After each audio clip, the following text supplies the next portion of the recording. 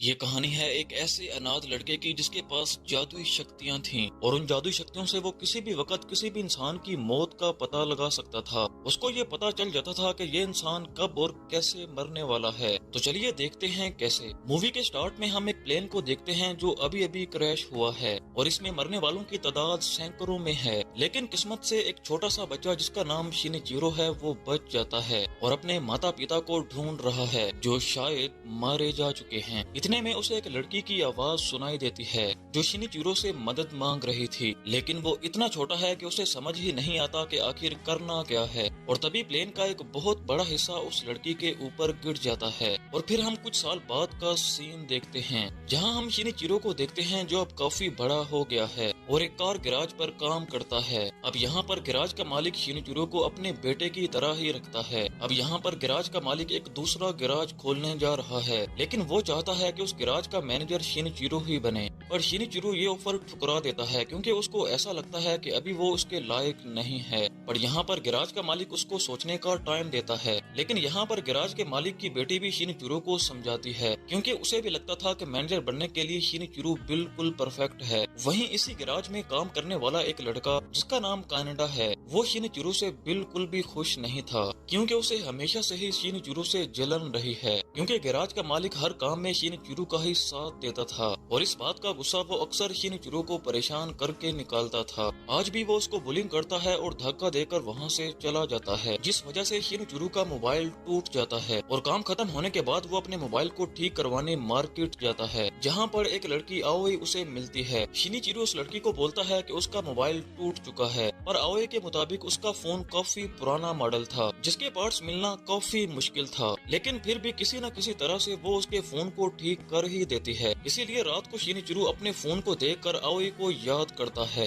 अगले दिन वो काम पर आने के लिए मेट्रो पर चढ़ जाता है, लेकिन उसी के साथ खड़े एक आदमी के हाथ गायब होने लगते हैं। तब हमें पता चलता है कि प्लेन क्रैश वाली साइड पर शिनिचिरो को एक पावर मिली थी जिसकी हेल्प से वो लोगों का भविष्य देख सकता है, स्पेशली उनकी मौत। और इस आदमी के गायब होते हाथ भी इस बात का सबूत थे कि वो अब मरने वाला है। पर शिनिचिरो कुछ भी नहीं कर सकता, इसीलिए वो अपने काम पर चला जाता है जहाँ पर मिसुको उसे मैनेजर बनने के लिए राजी करती है, लेकिन शिनिचिरो कोई भी जवाब नहीं देता।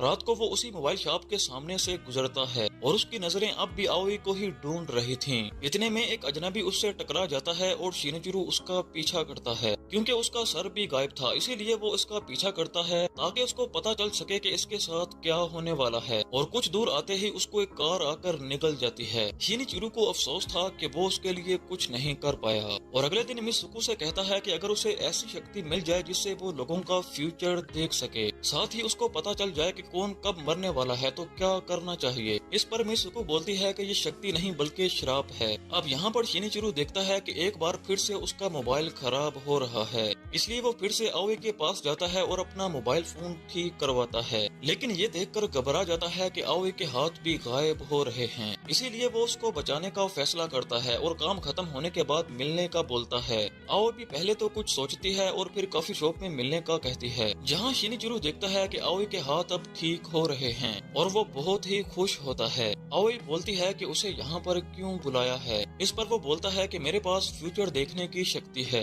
लेकिन उसे डाउट था कि आओई उसकी बातों पर यकीन नहीं करेगी, इसलिए वो सॉरी बोलकर वहाँ से निकल जाता है। लेकिन बाहर जब वो घर जा रहा था तो उसके सीने में तेज दर्द होने लगता है और वो जैसे तैसे खुद को संभाल कर अपने घर आ जाता है और अगले दिन पूरे कॉन्फिडेंस के साथ गैराज मालिक को बोलता है कि वो मैनेजर बनने के लिए तैयार है। साथ ही देर रात तक वो गैराज में काम करता रहता है जहाँ पर उसे मिलने के लिए आओई भी आती है। शिनिचिरो आओई को देखकर हैरान रह जाता है और आओई बताती है कि उसने शिनिचिरो का एड्रेस स्टोर से लिया है और वो यहाँ एक जरूरी बात करने आई है। शिनिचिरो यहाँ पर उसको कॉफी ऑफर करता है और यहाँ पर आओई एक न्यूज़पेपर उसके सामने रख कर बताती है कि जहाँ वो रहती है वहाँ पास ही एक फैक्ट्री है और वहाँ पर कल रात ही हमला हुआ था। उस हमले में कई लोग मारे गए। इन मरे हुए लोगों में आओई भी हो सकती थी क्योंकि वो रोजाना काम खत्म करने के बाद उसी रास्ते से अपने घर जाती है। पर बीती रात शिनिचिरो ने उसको बचा लिया।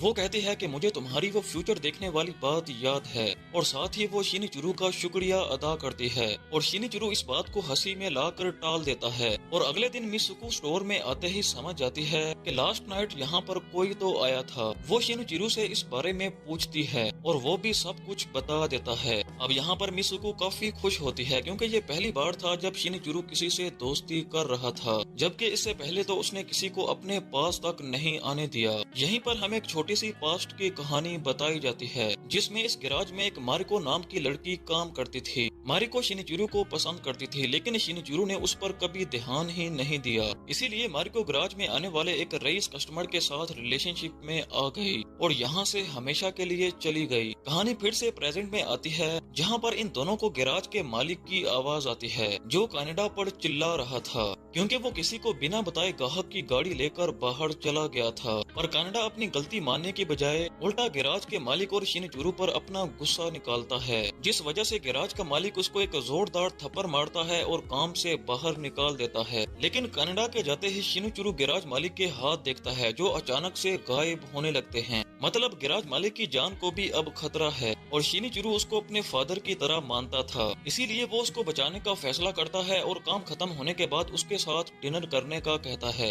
अब गैराज मालिक मान जाता है और वो दोनों रेस्टोरेंट की तरफ निकल जाते हैं, लेकिन रास्ते में शिनिचिरो का ध्यान गैराज के मालिक और उसके आसपास की चीजों पर ही था। इतने में एक अंधेरी जगह से कनाडा एक लोहे का रॉड लेकर उनकी तरफ आ रहा था, पर यहाँ पर शिनिचिरो बीच में आकर उसको बचा लेता है, जिस वजह से गैराज के मालिक की जान तो बच जाती है लेकिन शिनिचिरो को दिल का दौरा पड़ता है और उसकी आंख सीधा हॉस्पिटल में खुलती है, जहाँ मिसुको बताती है कि गैराज मालिक ने कनाडा को माफ कर दिया है क्योंकि उसे अपनी गलती का एहसास था। इसके बाद डॉक्टर शिनिचिरो को चेक करता है और कहता है कि शायद ये स्ट्रेस की वजह से हुआ होगा। इतने में शिनिचिरो एक छोटी बच्ची को देखता है जो गायब हो रही थी, इसीलिए वो उसका पीछा करता है, पर वो डॉक्टर बोलता है कि क्या तुम्हें भी वो लड़की गायब होती हुई नजर आई। इसके बाद ये दोनों हॉस्पिटल की छत पर आ जाते हैं और यहाँ पर डॉक्टर उसको बोलता है कि ये शक्ति मेरे पास भी है, इसीलिए हमें किसी की किस्मत बदलने का कोई हक नहीं है और अगर कोई ऐसा करता है तो उल्टा उसी की जान खतरे में पड़ जाती है, इसीलिए जिसके साथ जो हो रहा है वो होने दो वरना तुम्हारी जान खतरे में पड़ सकती है और तुम्हारे दिल का कारण भी यही है। इसके बाद शिनिचिरो पूरे रास्ते यही सोचते घर जाता है और अगले दिन वो आओई को मिलने के लिए बुलाता है और उसे प्रपोज भी कर देता है, लेकिन आओई उसे कोई भी जवाब दिए बिना ही यहाँ से चली जाती है और अगले ही दिन मान जाती है, जिस वजह से दोनों का मिलना जुलना शुरू हो जाता है और दोनों का प्यार और गहरा हो जाता है। इसी बीच कनाडा दोबारा से गैराज के मालिक से काम मांगने आता है और शिनिचिरो भी उसकी सिफारिश करता है। अगले दिन शिनिचिरो अपने लिए और आओई के लिए 2 रिंग्स लेता है, साथ ही हॉस्पिटल चेकअप के लिए भी जाता है, जहां डॉक्टर उसको बोलता है कि आगे अगर दिल का दौरा पड़ा तो तुम्हारी जान भी जा सकती है।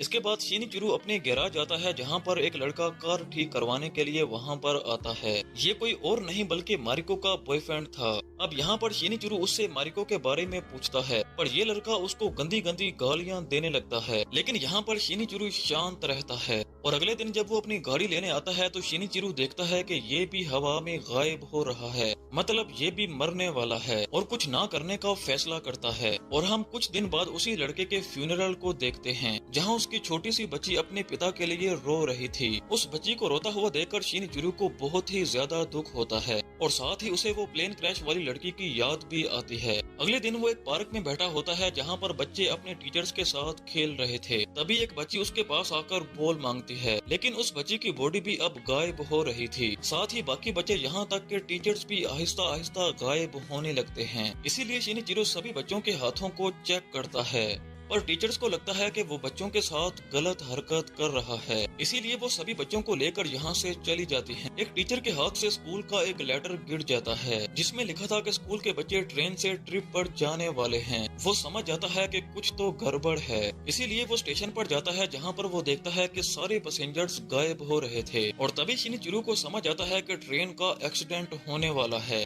तभी शिनिचिरो को याद आता है कि आओई भी तो इसी ट्रेन में सफर करती है, इसीलिए वो रात को ही आओई से मिलने उसके घर जाता है और उसे सही सलामत देखकर खुश होता है। पर आने वाले खतरे से बचाने के लिए वो आओई को अपने साथ चलने के लिए कहता है। आओई पहले तो सोचती है लेकिन फिर हाँ कर देती है और शिनिचिरो भी खुश हो जाता है, लेकिन यहाँ पर उसे उन बच्चों और बाकी पैसेंजर्स को भी तो बचाना था, इसीलिए वो इस ट्रिप को कैंसिल करने के लिए स्कूल में कॉल करता है। लेकिन स्कूल की अथॉरिटीज उसकी एक नहीं सुनती और वो बोलते हैं कि तुम कौन होते हो हमें ये मना करने वाले। अब शाम को शिनिचिरो एक लेटर लिखता है जिसमें वो आओई को सब कुछ सच सच बता रहा होता है। साथ ही वो ये भी लिखता है कि वो आओई से कितना ज्यादा प्यार करता है और उसकी पूरी प्लानिंग अगली सुबह वेस्ट हो जाती है जब आओई उसे मैसेज करके बोलती है कि उसकी कोवर्कर की तबीयत खराब है, इसीलिए उसको ही स्टोर जाना पड़ेगा। ये मैसेज पढ़ते ही शिनिचिरो स्टेशन की तरफ भागता है, लेकिन घर के बाहर ही पुलिस उसका इंतजार कर रही थी। दरअसल स्कूल टीचर ने उसके खिलाफ कंप्लेन की थी कि वो बच्चों के साथ मिसबिहेव कर रहा था, लेकिन आओई को बचाने के लिए वो पुलिस से भी बचकर भाग निकलता है और जैसे ही स्टेशन पर जाता है तो देखता है कि आओई तो ऑलरेडी ट्रेन पर चढ़ चुकी है। इसीलिए वो एक टैक्सी पकड़कर दूसरे स्टेशन पर पहुंचता है ताकि यहाँ पहुंचने से पहले ही वो ट्रेन को रोक ले। यहाँ शिनिचिरो देखता है कि यहाँ पर कंस्ट्रक्शन का काम चल रहा है और वो समझ जाता है कि कंस्ट्रक्शन में यूज हो रही एक क्रेन ट्रेन के डिब्बों पर गिर जाएगी और वो सभी लोग मर जाएंगे। पर शिनिचिरो ऐसा नहीं होने देता, बल्कि स्मोक कैंडल लेकर ट्रेन के सामने खड़ा हो जाता है। आओई भी शिनिचिरो को देख लेती है और वो भी ड्राइवर को ट्रेन रोकने के लिए कहती है और ड्राइवर भी ट्रेन रोक देता है। इतने में हमें क्रेन भी गिरती हुई दिखाई देती है, यानी शिनिचिरो ने इतने ज्यादा लोगों की जान बचा ली थी। आओई फौरन ट्रेन से बाहर आती है और शिनिचिरो ट्रेन की पटरी के ऊपर ही बैठा हुआ था। आओई जैसे ही उसको देखती है तो वो रोने लगती है, क्योंकि शिनिचिरो ने आओई को बचाने के लिए और बाकी पैसेंजर्स को बचाने के लिए अपनी जान दे दी थी। शिनिचिरो के फ्यूनरल पर उसको पता चलता है कि वो पहली लड़की है जिसके साथ शिनिचिरो इतना ज्यादा घुला मिला था और ये सुनकर आओई और भी ज्यादा दुखी हो जाती है। और तभी हमें ये भी पता चलता है कि आओई वही लड़की है जिसके ऊपर वो प्लेन का बड़ा सा हिस्सा गिर गया था, लेकिन वो मरी नहीं थी बल्कि बच गई थी और उसकी जान बचाने वाला कोई और नहीं बल्कि शिनिचिरो ही था। लेकिन ट्रॉमा की वजह से ये बात शिनिचिरो को भूल गई थी। साथ ही हमें ये भी पता चलता है कि आओई के पास भी शक्तियाँ थीं, यानी वो भी फ्यूचर देख सकती थी और उसे हमेशा से शिनिचिरो की ही तलाश थी। इसलिए पहली बार जब शिनिचिरो उसके शॉप पर आया और आओई ने जब उसके हाथों को देखा और उसके हाथों को गायब होते हुए देखकर रिएक्ट किया, तभी वो समझ गई थी कि शिनिचिरो ही वो लड़का है जिसने मेरी जान बचाई थी। साथ ही वो जानबूझकर ट्रेन पर चढ़ी थी, क्योंकि जब उसे शिनिचिरो ने अपने साथ आने के लिए कहा था तब आओई ने देख लिया था कि उसका शरीर गायब हो रहा है। इसीलिए उसने शिनिचिरो को बचाने के लिए ट्रेन में सफर करने का फैसला किया। पर यहाँ पर शिनिचिरो ने भी अपने प्यार को बचाने के लिए अपनी जान की बाजी लगा दी। इसके बाद हम आओई को वही खत पढ़ता हुआ देखते हैं जिसे शिनिचिरो ने लिखा था, जिसे पढ़कर वो बहुत ज्यादा रोती है और उसकी लाई हुई अंगूठियों को पहनकर उसको फील करती है। और यहीं पर इस मूवी का भी एंड हो जाता है। तो मूवी कैसी लगी आपको नीचे कमेंट सेक्शन में लाजमी बताएं।